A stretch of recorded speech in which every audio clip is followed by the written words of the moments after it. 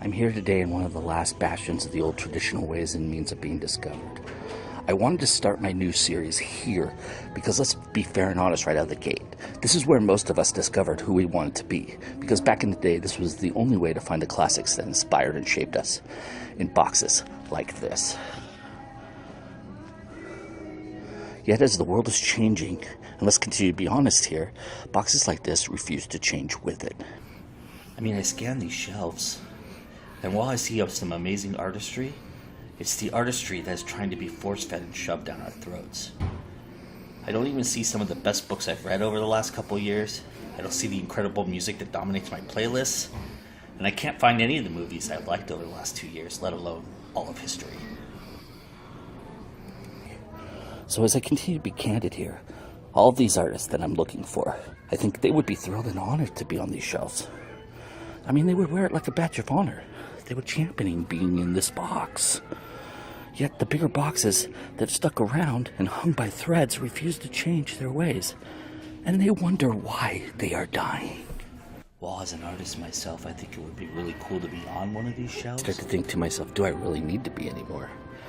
I mean, it's kind of like being on the library of the Titanic, is it not? I think one of the cool things about being indie is you're forced to think outside the box. I can't see how that's a bad thing, can you? I think it's time to go indie now.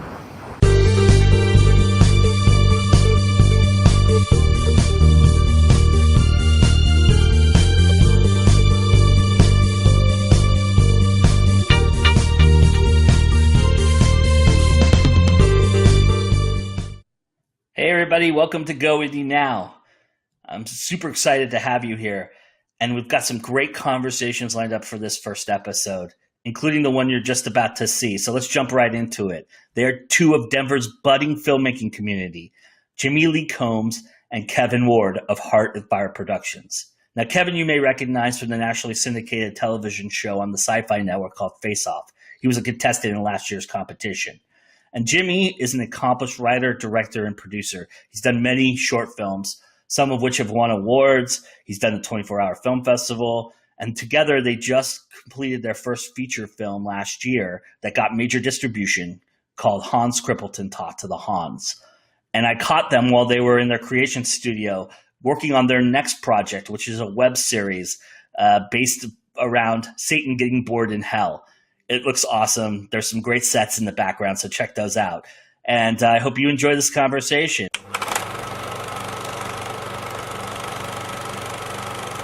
How did you guys start together? Yeah, absolutely, man. You know, it goes back to a short film I did called Reign of the Vampire. That's about 3-4 years ago now. And I had to recast an actor, and Kevon does acting as well, so he auditioned for the villain in the short film. I loved his performance, casted him, he did great. And as I got to know him more, I found out he did special effects, and he did some special effects work on Reign of the Vampire. And yeah, if you want to take it from there with the effects. Yeah, that's basically it. I remember seeing an ad for a vampire, a villainous vampire, so I kind of jumped on it.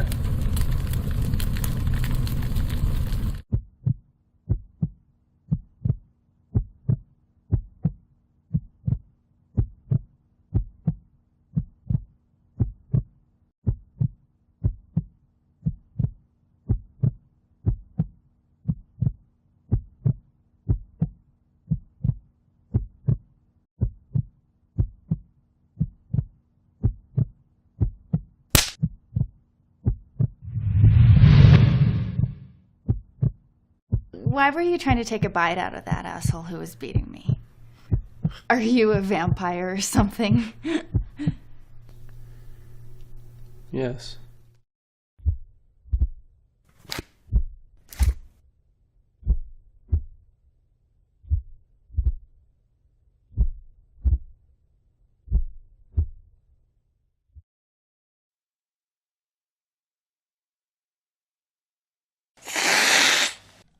Were you guys ever looking to go like a traditional route in making a movie, or was it always that indie spirit that you were trying to embody?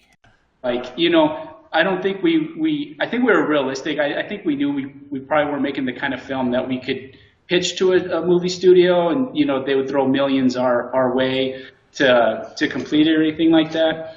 And that was one of the more invigorating processes of Hans, and I think especially for Kevon too, was to have the money and the self-financing and not have to wait or try to find money or raise the funds. I mean, we just had it and could make the film we wanted. With Hans, when we first did it, it was really, to do another project. Kevon had his script done really quick, and we jumped right into production after Reign of the Vampire.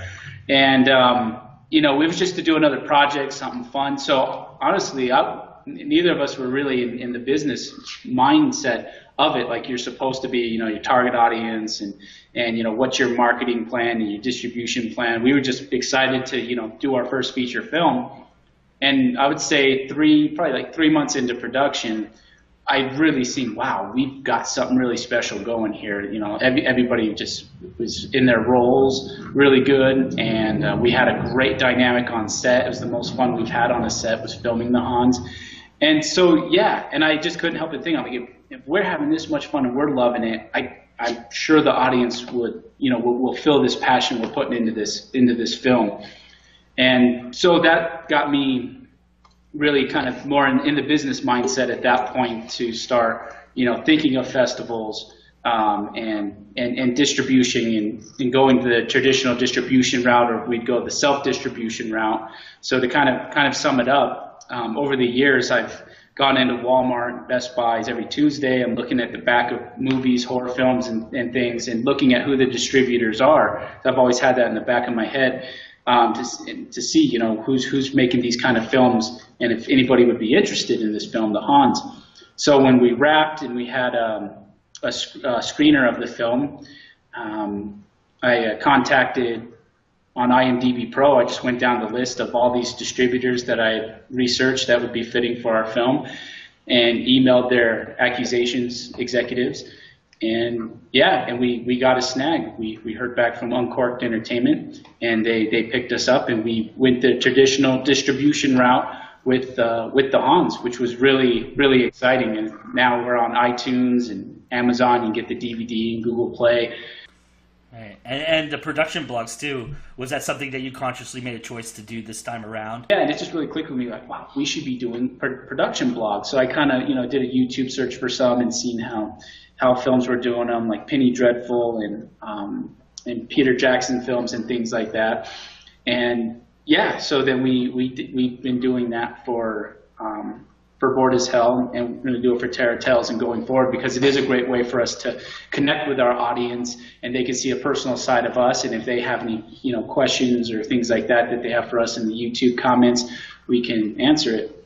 And also, to kind of further expand on that, we've started playing around with the Periscope app that you can do, and you just set that up and let the video stream, and anybody on Twitter can chime in and write comments, and it's a great way, and it's another tool for a filmmaker to be able to engage with his audience and build the excitement and have that interaction with your fan base and your target audience. And I really love that aspect of it, and I wish I had been doing it sooner. We're going to have a hell that we can use for a lot of our long shots, establishing shots. Anytime there's a character interacting with hell, what we're going to do is we'll have to build something practically for them to stand on, whether it's the base of a platform or whether it's a mini piece of furniture. We'll have to build that to scale so the actor can interact with it, and then that whole piece will be scaled down and composited into this model. So the intent is to actually have characters within this scenescape. What does indie mean to you guys? When you hear the term indie, how would you describe it? How would you describe yourself within that term? Absolutely. You want to start? How do I start that? I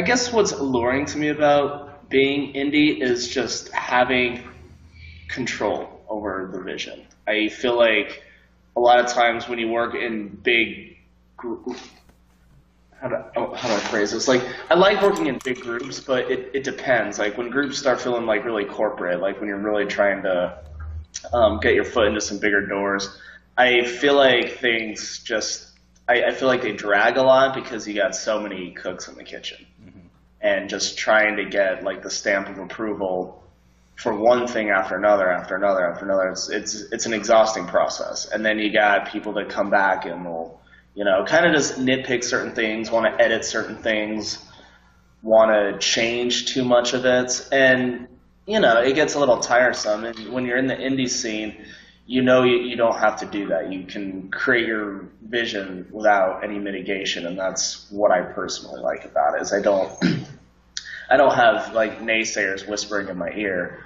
that I'm not doing a good enough job identifying with my market, who we don't even know who that is yet because we don't have our product out there yet. So I guess I have a little different philosophy when it comes to things. And as far as my take on it, what I love about indie and what it means to me is the labor of love and the struggle it takes sometimes to get a project going or off the ground, and especially financially.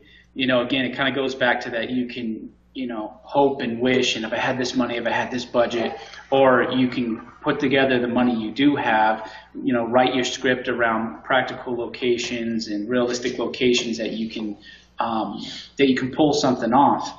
And with camera technology, so affordable nowadays, and it's flooding the market, no doubt, but everybody can take a shot at being a filmmaker inexpensively and not make excuses anymore. You can get a decent camera and decent audio equipment and make a good quality product for easily under $1,000. So that's what I love about the independent spirit. And of course, for me, when I write, is knowing I could write whatever I want. Really, my only limitation, of course, is the imagination, but it's more so the budget and the financing. I can't write in a big old car chase scene. Even though I probably did, I'm like, well, that may have to go. But you have that control and that freedom to write and do what you want, which is really exciting. And what's great now too as independent filmmakers is crowdfunding platforms, because it is a great way that you can start tapping into your audience and building that up while getting out to your existing audience and fan base and friends and family, and try to raise funds for your film that way. So again, there's very little excuse to not, if you're passionate and drive and you want to be a filmmaker and an independent filmmaker, there's really no excuse to not get up and go out there and do it by whatever means possible, because it's very, you can do it.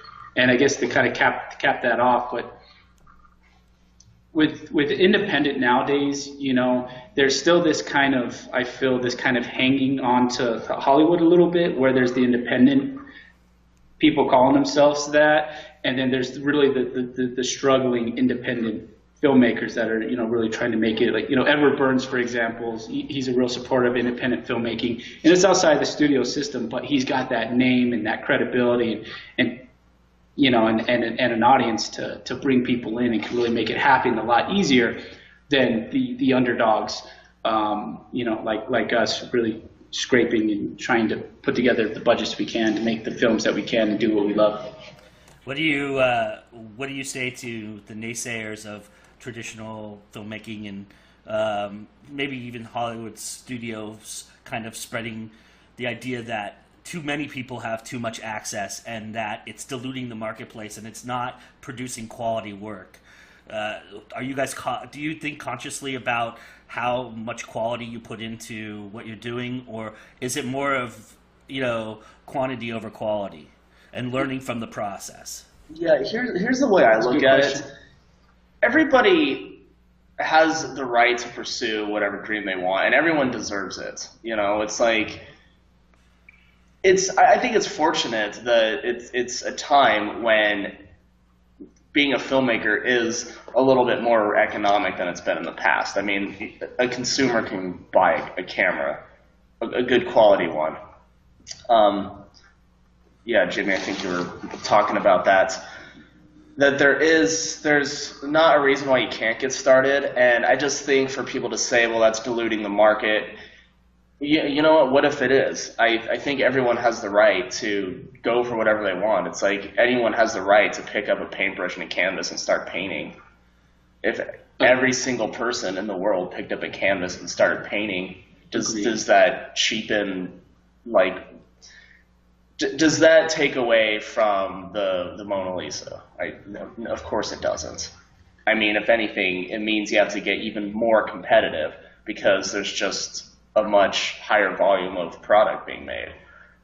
So I think anyone that wants to do it should go for it. I think it's absurd to say, well, you're not doing quality work because you don't have a Hollywood budget. How dare you even stop and try to dream about doing that? You need to know your place and pick a hobby that's affordable.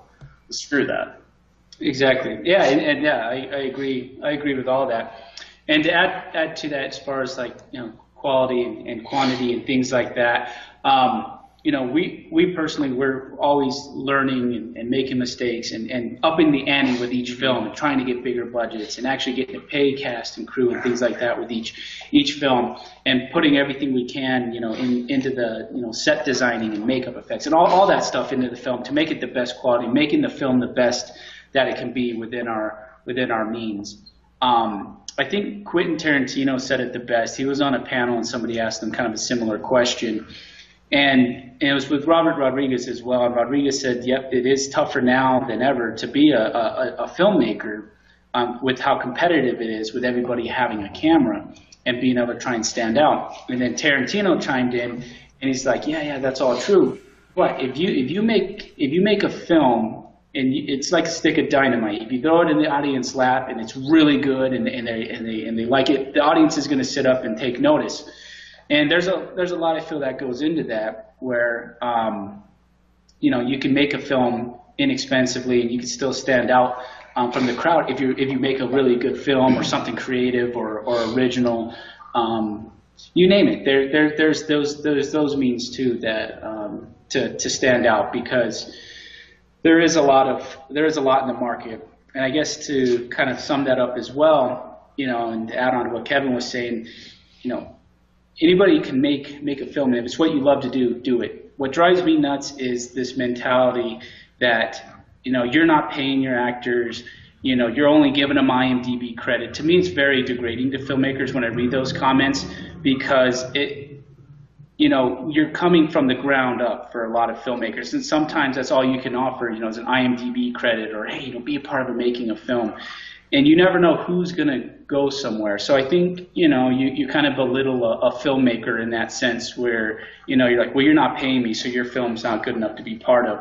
And of course, you know, we're firm believers in being able to pay our cast and crew, and when we can, and we want to get into that direction more and more. But the point of that is, if this is what you really love and want to be a filmmaker, don't let the haters, don't let the naysayers break you down. You know, what I would say to start being mindful of, and I saw this happen, is if you're going to be shooting on a 4K camera, don't want to shoot on a 4K just to have the name or a red, because I saw this happen with a short film where the audio was just horrible. And if you're going to have terrible audio and you're shooting on a 4K camera, unless it's like an experimental film, fine. But it's like you got to be mindful of technical things like that too, because obviously your audio can kill your film. But yeah, and the point of that is you don't need a red camera, a 4K camera. You can have an SLR and some decent audio equipment and make a great product. Well, I think it's also about, you know, if you're going to improve your filmmaking, try to improve all components as you go. You didn't become an amazing filmmaker the day you got your red camera, because you might still suck at audio. You might still suck at a lot of other things. So, you know, I'm going to go back to the very beginning and say, how do you ever get good at anything if you don't start? Yeah. You know, the first mold I ever made was garbage, and my teacher told me it was the worst he'd ever seen. And I think I make pretty good molds now. It's been years, and I've been doing it for a long time. And, you know, your capabilities advance. Like, we weren't at this level a few years ago, but we're able to add more production value to each film we did. And going forward, again, putting more into each new production, For example, Terror Tales, I'm really excited. It's going to be a project I'm actually going to be able to pay people on and at different levels and whatnot, and bringing in some name talent, which is really exciting. So yeah, that's one of those things. I'm so grateful to those who worked for us and still continue to do for no money and for the love of the project. But where I can and fortunate with Terror Tales to be able to pay for positions and stuff. So going forward, that's what I'm excited to keep doing and keep getting higher and higher.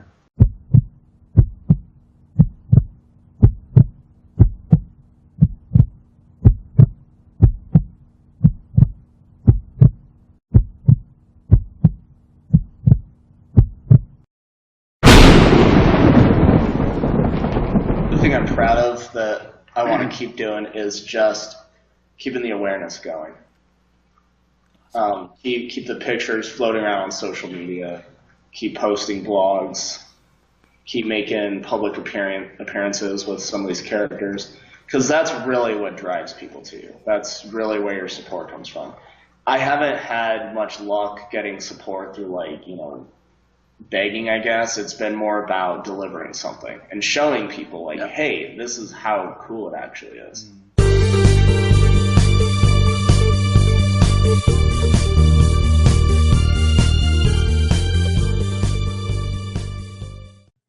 All right, everybody. I hope you enjoyed that interview as much as I did.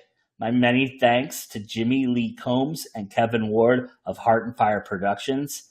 They're cool guys. They're doing some awesome stuff out there in Denver. You definitely need to go check them out. We'll have all their links available on our website. So after tonight's show, go there, like them, follow them, do whatever you can to keep up with what they're doing, because it's awesome. All right. We'll be back right after this.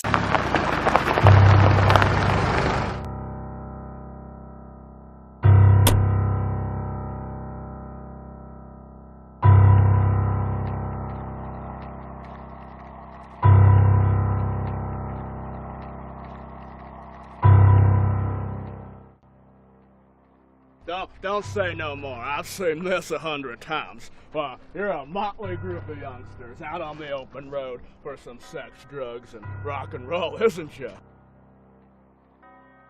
This is how a horror movie starts. We gotta go. Hello, I'm Barnaby Hunt of Horror Hunts. Well, let's see what we have in store for us this week, shall we? Hans Crippleton! How y'all doing? Is y'all excited or what?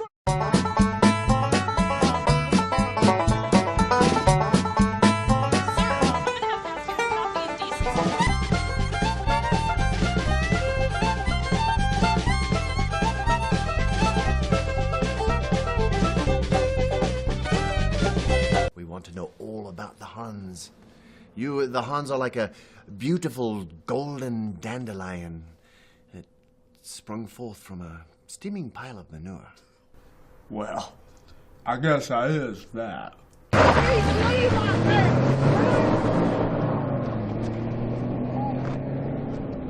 I was really gonna give them directions. Shucks.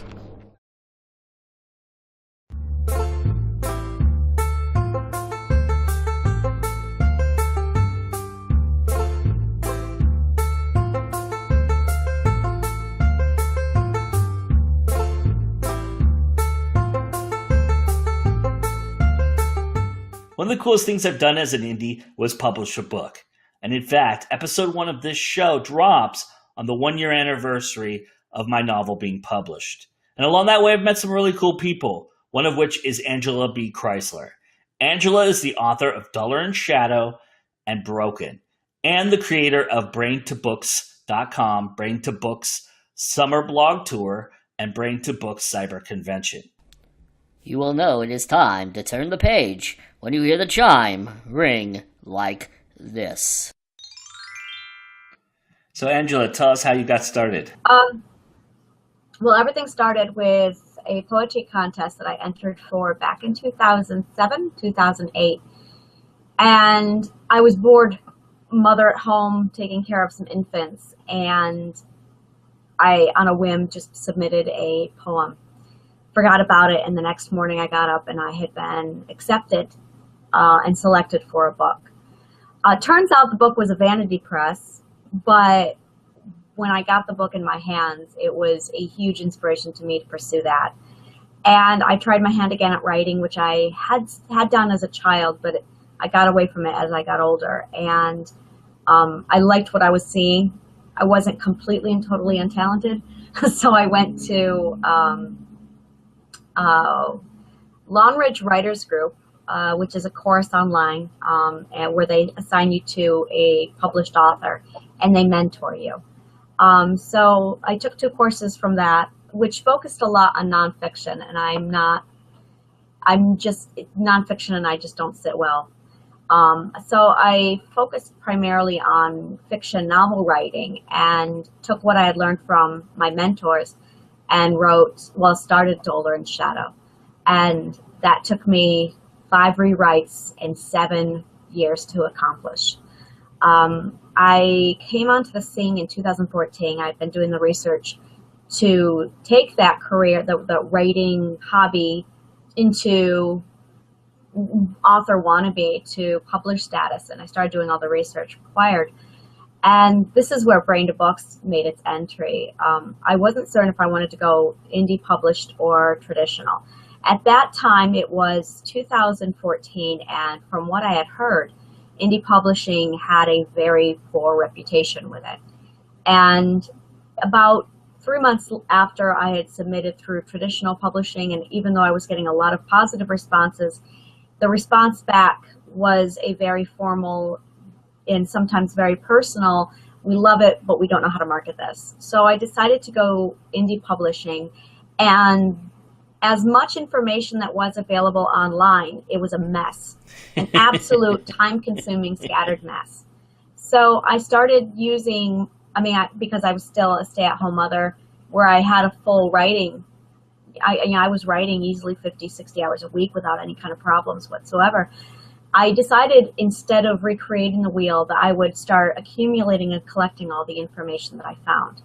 And I created a website, Brain to Books, and posted everything to Brain to Books as I found it to help other authors, so that when they came in ready to do what I was doing, the research would be done for them and they could spend more time writing. So that was like the birth to what would become Brain to Books.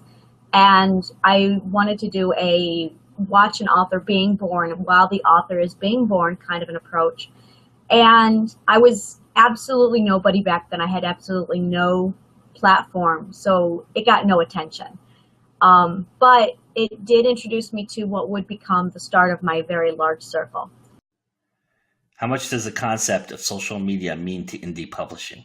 100%. And this is weird. I remember I was there in 1995 when we had the AOL dial-up and the welcome. I remember that. I was there for that. The internet was 3 days old, and we had a Tandy 2000 in our computer with a little DOS, and you had to type in the commands. I love it. So I was there. I walked through. A lot of us did. And, a new device came out, and my siblings and I were all over that device, So that was that. And when social media graced the saying, I was in the IM rooms. Listen to me. We were in the instant messaging rooms right off in 1995. So I saw them going from a pedophile haven into a kind of a porn thing where that's all they were at that point, to the next stage of gaming PCs where it was just a bunch of 13-year-olds insulting each other. I was there for all of it. And then somewhere, someone got the idea that, hey, this is a really awesome tool if we use it right. And suddenly the pedophiles are still there, the pornography is still there, and the 13-year-olds bashing each other back and forth is still there. But it really has taken a massive backseat, and social media has stepped up and said, all right, let's utilize this tool. And this is where it gets funny. I'm on Twitter now, and I'm all over Twitter. And to me, it's a quick bulletin board news flash. It's like a little ticker tape at CNN. This is what's going on. This is the news right now. This is what happened to the stock market. That's all it is. It's ticker tape. So you cannot go into Twitter using Twitter like it's Google Plus. You can't. And Goodreads is its whole nother little haven. So one of the things I've been doing is learning each of its forte and changing my needs and my tools to fit each platform for its best purpose. What do you think about someone who's on one platform, mastering one platform, but refuses to get on the others and integrate themselves into the other platforms? That would be the biggest mistake I've heard authors make. One of the biggest mistakes. The other one is I don't have a website. You don't have a website? That one really just boggles my mind. But yes, I have seen authors where, yeah, I'm just on Twitter. And I love this. I'm such a data nerd. I see stats, and the number one, the top 4 performing platforms are Facebook is number 1, Tumblr is number 2, Pinterest is number 3, number 4 is Twitter, and number 5 is Google+. And that stat was taken about 6 months ago when I was playing with numbers. There was another time where Pinterest was number 2. So I'm going, well, Facebook is number 1 because it's the oldest. You know, Facebook, you know, the internet came up with AOL and IMs, and then Facebook followed. I mean, so everyone has a Facebook account. And one of the things I was doing with Goodreads with last year with CyberCon, I was going, well, wait a minute, if we're over here with Goodreads and we're not taking advantage of Facebook, we're just a bunch of idiots. We need to do something about this. So this year we're on Facebook, just because why wouldn't we be? It's such a huge platform. So one of the things that I went through was learning, and it's funny because I absolutely worked around Pinterest to figure out how an author can use Pinterest, how an author can use Facebook. And one of the things I drill home with authors when I go over advice is, are you on Facebook? No, I'm on Twitter. No, you get on Facebook. Majority of people are there. Why aren't you there? And then there's, okay, do you have a Pinterest account? Do you have a Tumblr account? And do you have a Twitter account? Those are your 4. And then as a reader or as an author, you better have an account with Goodreads. It does astound me when an author only has 1 or 2 platforms. They really do need to broaden out and span out. And talking about Facebook, talk about one of its most effective tools, an author takeover within a Facebook party. So much opportunity. You have an hour, these takeover events, you have an hour to let your personality shine.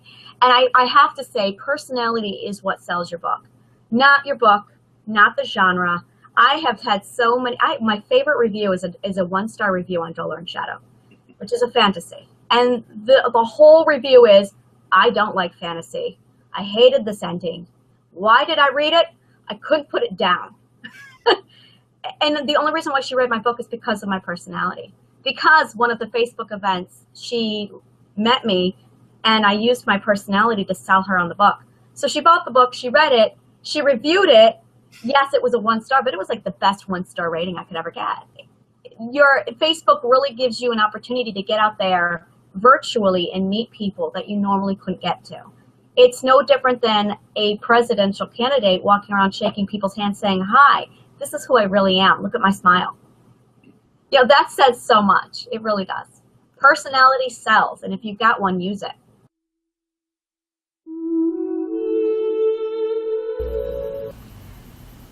I guess the best place to start is the beginning. I'm not going to drone on about every tedious event of every year. I'm going to be honest. I remember very little from the first 8 years of my life.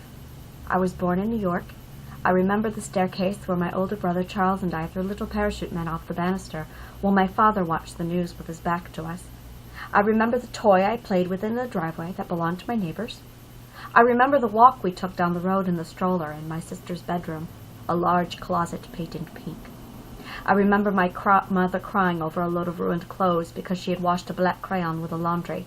The dryer had melted wax all over the machine and the clothes. That day taught me never to wash children's clothes without checking the pockets first. Most authors, we're introverts. We are. That's what makes us good authors. And we want for nothing more than to just take our cup of coffee and our cat, curl up in a corner in a black cave somewhere and write.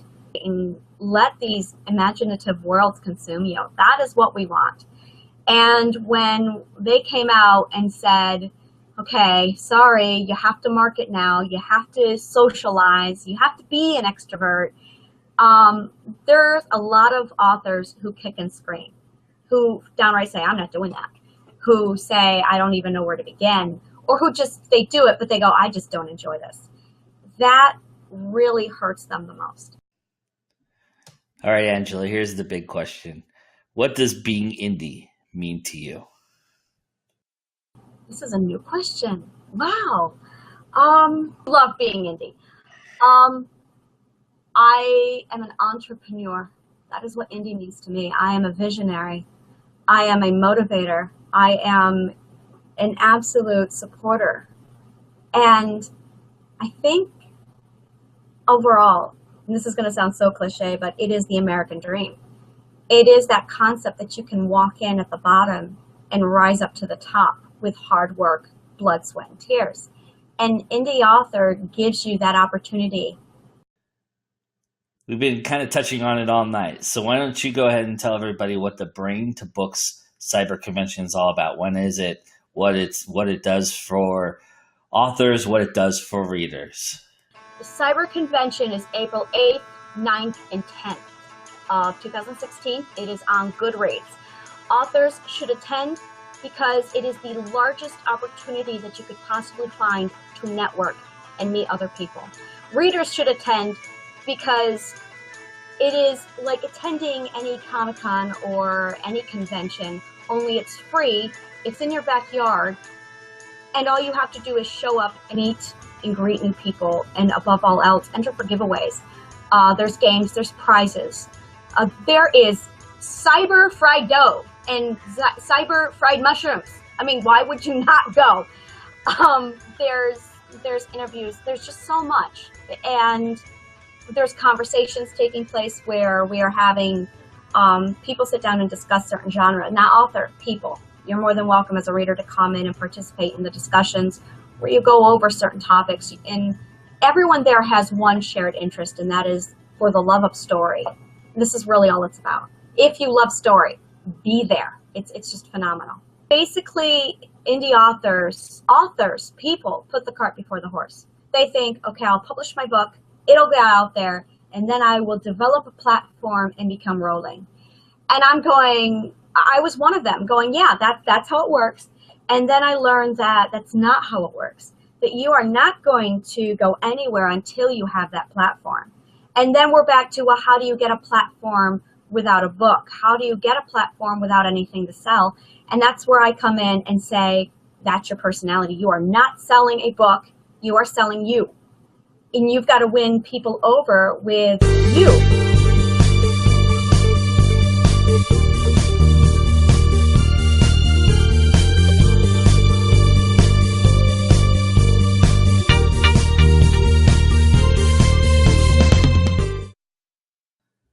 All right, I hope you learned as much as I did from that interview. Angela is such a wealth of knowledge, and she's a champion for the indie publishing community. I'm real grateful to her for taking the time to do that for me. It means a lot to me. And we've got some more great interviews coming up, so stick around, all right? We'll be right back.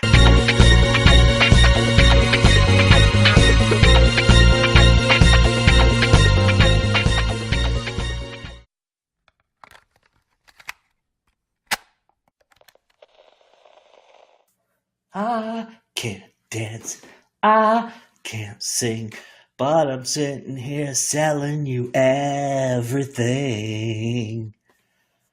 Okay, maybe, just maybe, I'm not ready for indie rock superstardom just yet. But you're about to meet 5 ladies who are. They are Denver's The Hits. Each introduce yourselves and what you do in the band. Start with this one. That's Maya. Oh, me. We're starting with me. I am Maya, and I sing and I write a lot of the lyrics and some of the songwriting. She's our power vocalist. She's a heavy hitter, beauty of woman. Thanks. Stop, you make me blush. Yep, that's me. Okay. That's Cullen. I'm Nicole. I'm the bassist. I do some songwriting as well, and a few of the songs' lyrics. She drives the bus. Yep. You know. Part me. I'm Kimber. I'm the rhythm guitarist and a songwriter, too. power chord smasher extraordinaire. I'm Kristen, and I'm the drummer. She's the whole leader. Yeah, she's the backbone.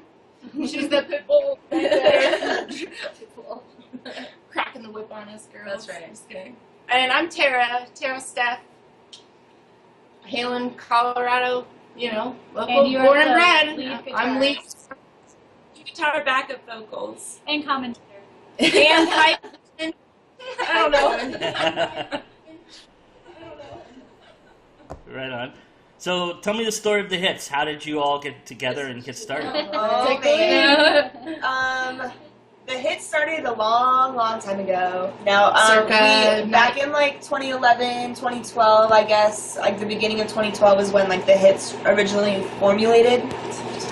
And initially we had all met off Craigslist and started as a three-piece. Did not have a bass player, and then we played shows for like about a year or so, and then found a bass player, which is this lovely woman over here, Nicole. And that was in when? 2012. Like November of 2012. Yeah. So she's been with the hit since then, and then we kind of just kind of grinded hard through the music scene for that duration of like a good like solid year and a half. And we then parted ways with our old singer and kind of revamped and found these lovely ladies through the networking of social media and random people. And it took a long time, actually, to find these girls.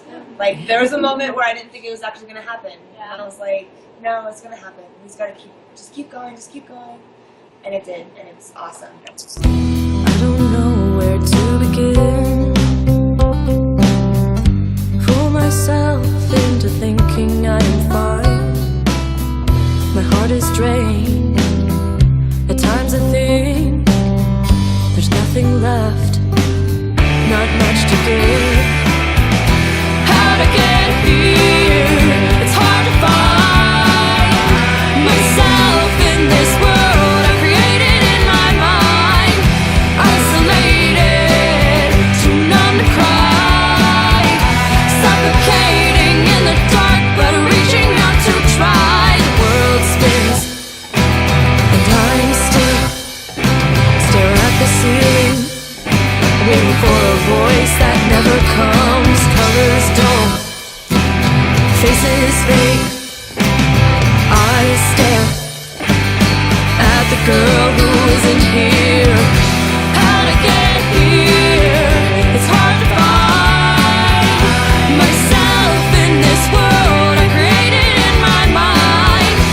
Isolated, too numb to cry. Suffocating. Tell me about your goals long term. What are you hoping to accomplish with? Well, anything and everything. Personally, I want my career to be in film and music, and hopefully with these ladies forever. I want all of us to take it all the way. Yeah, for sure. We're in. We have just finished recording an EP for 5 songs, so we will eventually finish recording a full album, so that's our most immediate goal. So the big question, my big question is, I would think you guys consider yourselves indies. So what does that term mean to you? What does the term indie mean to each of you? Okay. Yeah, definitely not conforming, doing your own thing, and like my worst nightmare would be for somebody to be telling us what we need to sound like. Yeah. So that is. But I wouldn't mind a stylist. Or a nice wardrobe. People throwing clothes and jewelry at us. I guess I'll go. For me, it means, like similar to that, doing what you want, leading yourself, being independent of another higher person telling you what you need to do, or paying you to be a certain way, or worrying about money and appearance more than music. Where it's like right now, it's all about the music and doing what we do and being who we are. And there's no money being thrown at us and us worrying about our image and how it affects the average American. There's nothing outside statistically except us and our music and getting shows and doing what we want to do. And that's what being indie is to me. Yeah. I don't think I can really say anything more than that. Freedom. Yeah. It's about freedom. To be who you are and just to create. Yeah, freedom to create and be ourselves. Like, we really kind of hit it from all angles. I think people are going to feel that in our EP. We have a good mix of, it's 5 different songs in their whole regard, but they kind of space it out. Oh, this is what they're all about, And so we all basically write, so we all And kind of have our own writing style. Collaborate well. Like, our songs are different, but they fit together. It's like, it's us. You just got to hear it. We are our thing. Dude, we really try and be the hits and cover the genres of, like, the best things you might want to hear, Like, we'll bring a skeleton of a song to practice, and it's so cool, like, the process of just everybody fleshing it out, and Maya just putting lyrics to natural, it. And it just turns into this other thing, way beyond what you imagined it would be. Like, it just doesn't even feel like work. It just comes out. You know what I'm saying? Like, there's wrong notes, and I'm always messing up, but it's, for the most part, it's like, wow, you feel like something in the song hooks with you. I feel like our audience is really going to feel that. Yeah. We have some strong hooks, some nice chorus lines. There's some, Maya's, very, very talented and astute in the, music theory and composition and stuff like that. So we definitely have, a lot of thought and process going into, the builds of the songs. It's not just basics. We have a lot of really dissonant harmonies and weird, there's some really cool stuff going on musicality-wise, so I don't know.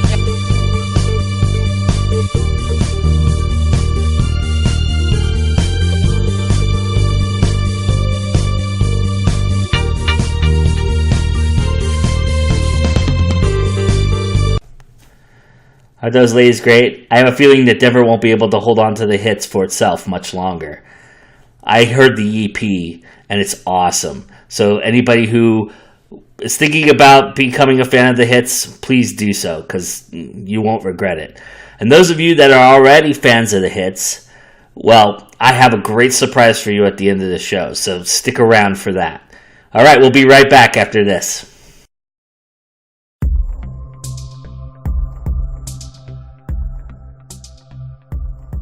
Meeting people is extremely overrated. Why does it seem like everybody has this fairy tale romance novel type of story about how they met their one true love? If there ever is such a thing, who says it has to be a person? Couldn't your one true love be pizza or old movies? Can your one true love be yourself?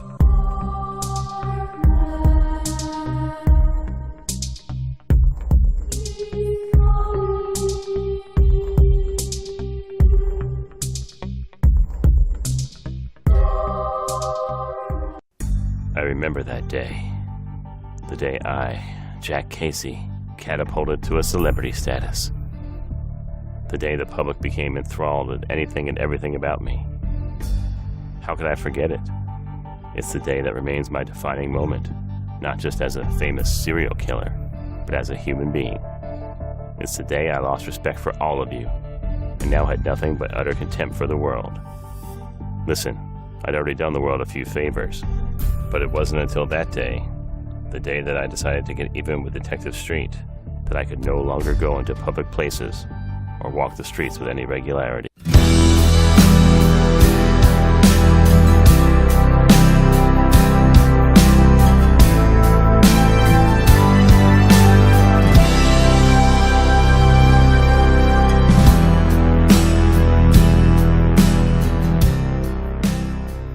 Did you ever think this is how it all ends?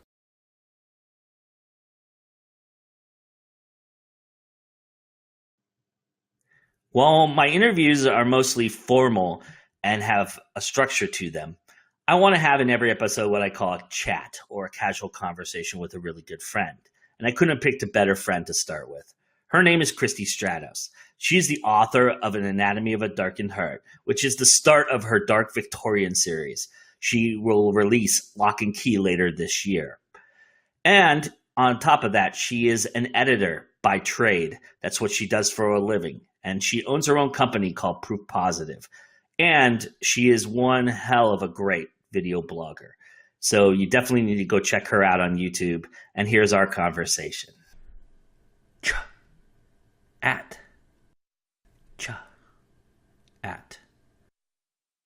chat. Tell me about your path, and how you got to where you are right now. Well, currently I'm an indie author, and I have my own editing company, as you know, Proof Positive. So I also have a full-time job at the moment. I'm a project manager there, which, as you can imagine, helps a lot with everything I'm doing, really. So that's actually really good. But in terms of being an indie author, I started writing since I could write, like forever. And it was always fiction. It was always fiction. So in high school, I wrote one book that I really, really liked, but I put it off because of college. I went to college and didn't have the time to edit it properly. And I didn't write much in college, put it off, did some poetry. And then after college, I felt like, I have a full-time job, but what am I doing? I don't feel like I'm doing enough. Mm-hmm. So finally I started writing again, and then I really felt like I was fulfilled. I felt so good.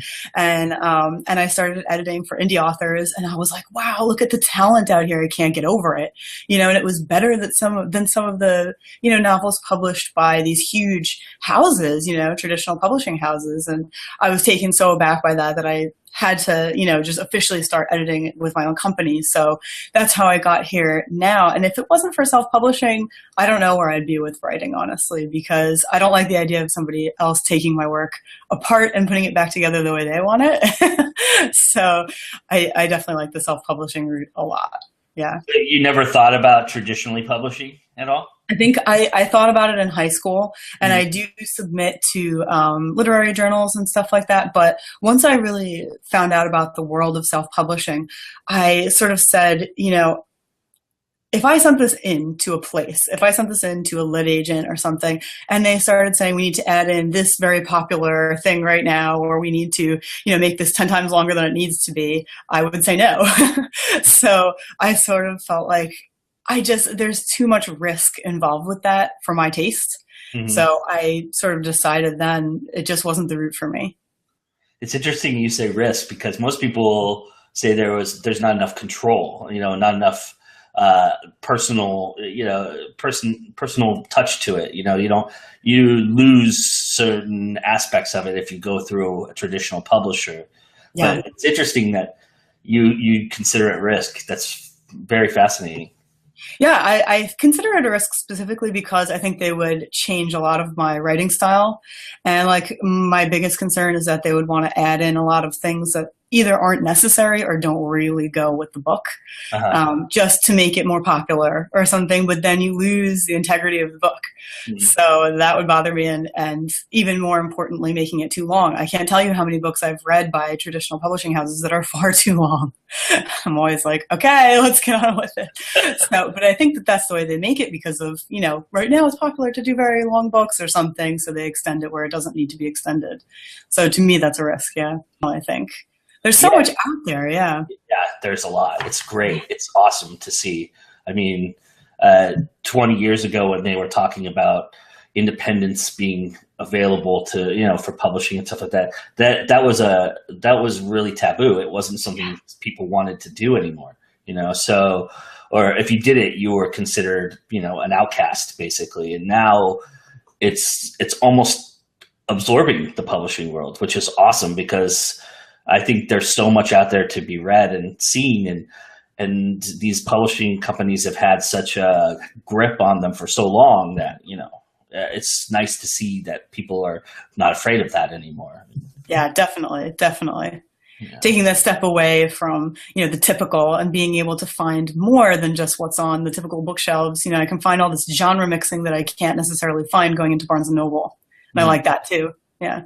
You approach marketing a different way. That's one of the reasons I wanted to talk to you specifically for this first episode, is because you approach marketing a different way than most people approach it.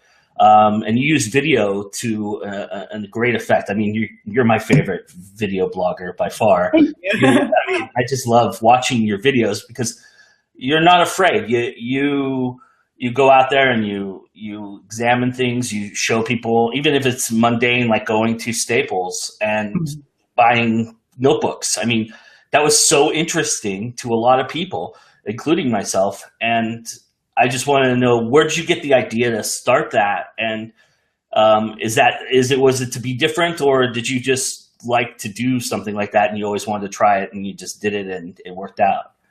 That's a really great question, actually. What happened was I first started getting into gaming videos, like just watching people play games that I either didn't have time to play or they were too difficult for me to play. I'm not a big gamer. I'm stunned that people do that. I really, my brother-in-law is into that. It's very interesting. I've seen the world. They chat to one another. It's crazy. I was surprised by all that. Really, it's really cool. Yeah, it's really cool, and I love watching their commentary too. You know, I'm not that into sports commentary, but I am into gaming commentary. You know, so it's really fun to watch.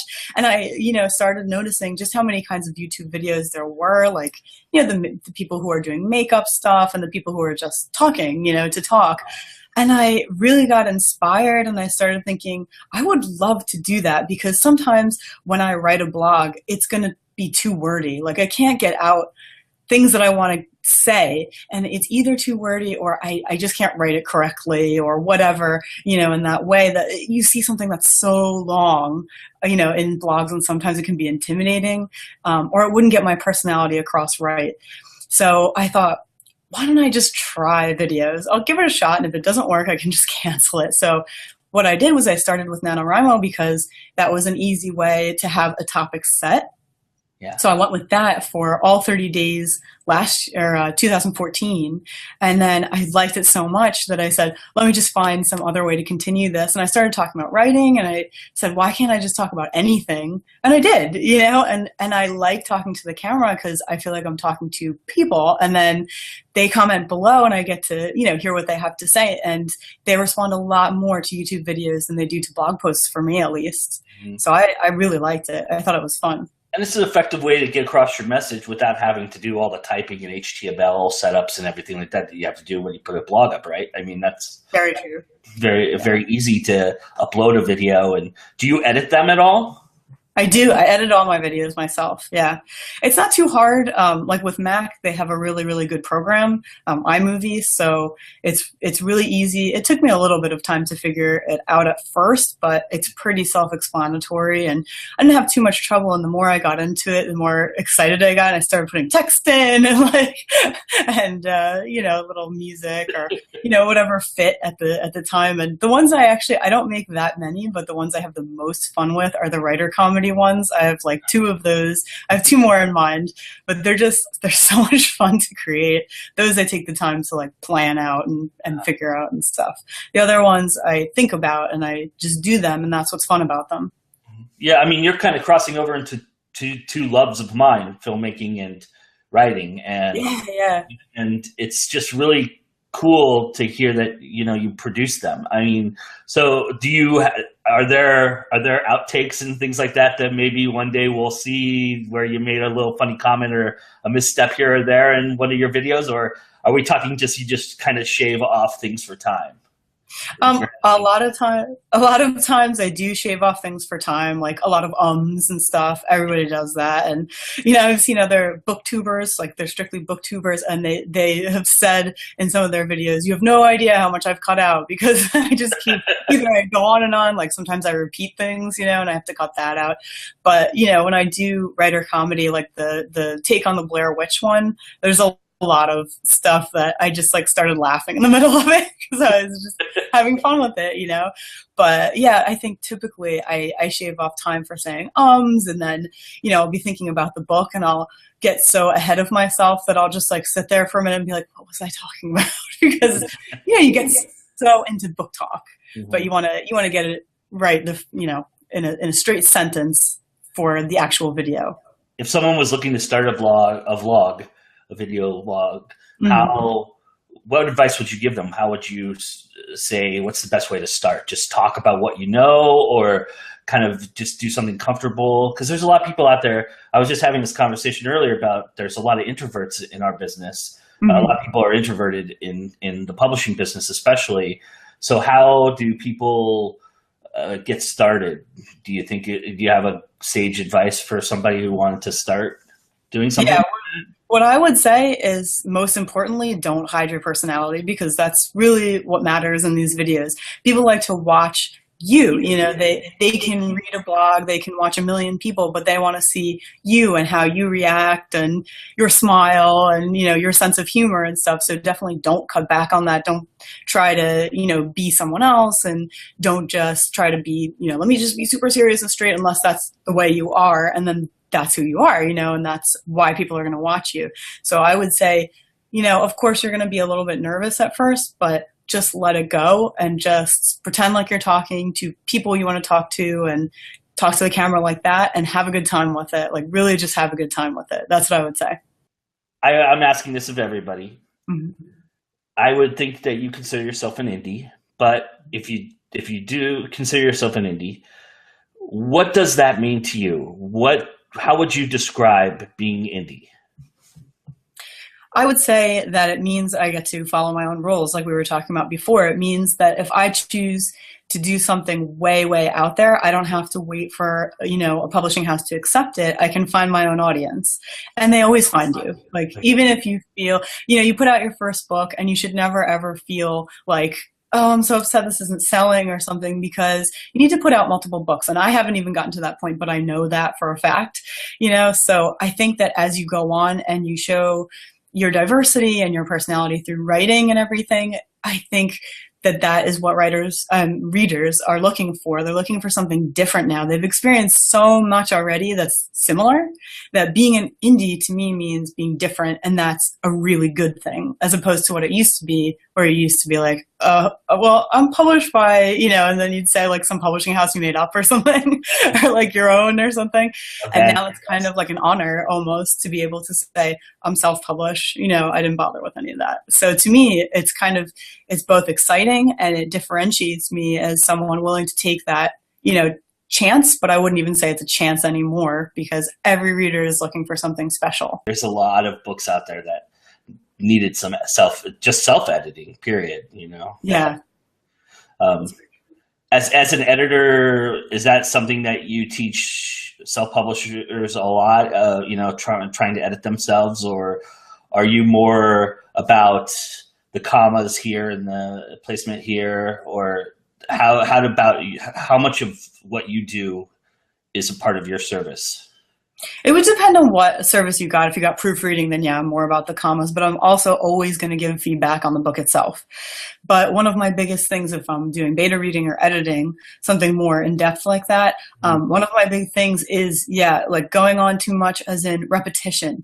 I think that a lot of authors get caught up in really wanting to make sure that their point is getting across, which makes a lot of sense, of course, but it's so much easier for someone outside to be able to see, okay, this dialogue is going on. You've already said what needs to be said. You don't need to explain it again. Like, we already got that. So if you take out all those bits, you actually lose a lot of unnecessary stuff, and you're treating your reader in a way that, like, that they understand what you're saying. And it's important that you make every word of dialogue and every word of narrative count. And that's where you need to focus. So instead of, summarizing what's already been said or paraphrasing, focus on using exactly the right words. And that's heavily what I concentrate on. Yeah. So you have different packages for different situations. How many authors choose to go with you in like the beta read sessions and things like that? Do you get more of that, or do you get more proofreading?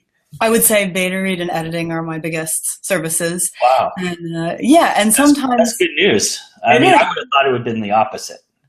Yeah, no, I get a lot of that. And sometimes they even do a second proofread, which I give a discount on if you do the same manuscript, because I think that's the smartest way to do it. If I edit something and you rewrite it, I want to be able to read that again and proofread it as it's going to be going out there now. So I think that's the best way to do it. But I totally understand that not everybody can do that, which is why I allow them to send back like 10 pages of rewrites if they want to, even just plucked from different places in the manuscript, just to ensure quality, I think that's really important. Awesome.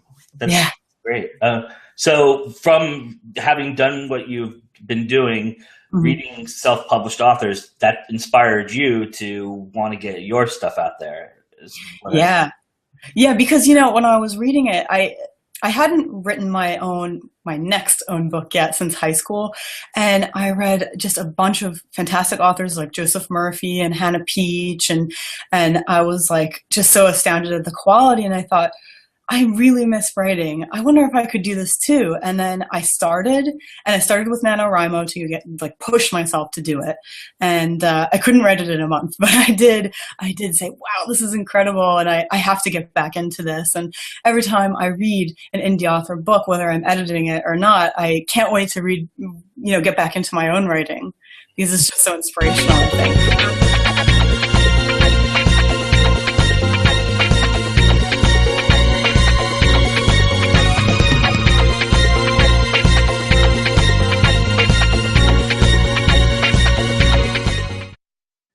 There it is, everybody, our first episode. I hope you enjoyed it. All of the interviews are available uncut on our website as audio podcasts, which you can download to any device. So I definitely recommend you go check that out and do that. I want to leave you with one thing tonight. One of my idols is Jimmy Valvano, and he said something in a 1993 ESPY speech that I play almost daily. And I think it's really apropos of what we're trying to do here. And it's to do 3 things every day. 1, spend some time in thought. 2, laugh. And 3, have your emotions move to tears. If you do all those things, as he says, that's a full day. Well, I want to add a 4th, and that's having the passion to go out there and do what you love. There's a way. There is always a way. And I think that's very important. And everybody who I've interviewed and will be interviewing has that passion. So let's celebrate that, all right? And everybody, let's go indie now. You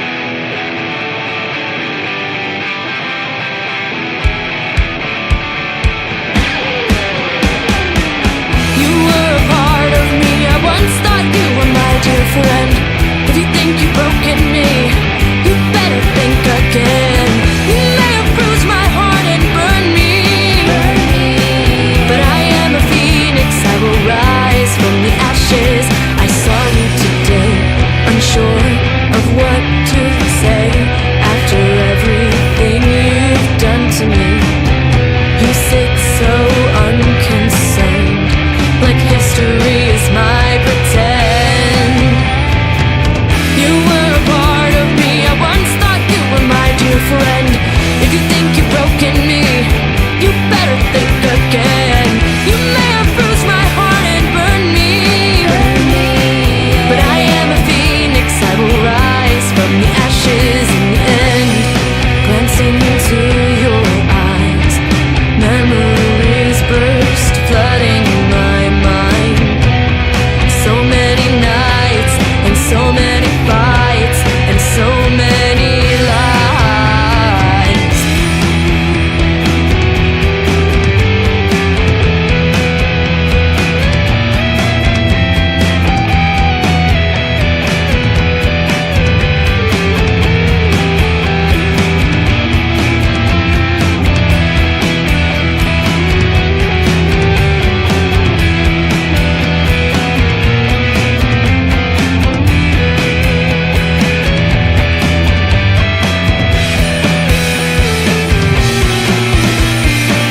You were a part of me. I once thought you were my dear friend. If you think you've broken me, you better think again. You were a part of me. I once thought you were my dear friend. If you think you've broken me, you better think again. You may have bruised my heart and burned me, but I am a phoenix. I will rise from the ashes in the end. Here you see me now, soak it in. See how I'm better off without you. I'm not your victim. No, never again. You were a part of me. I once thought you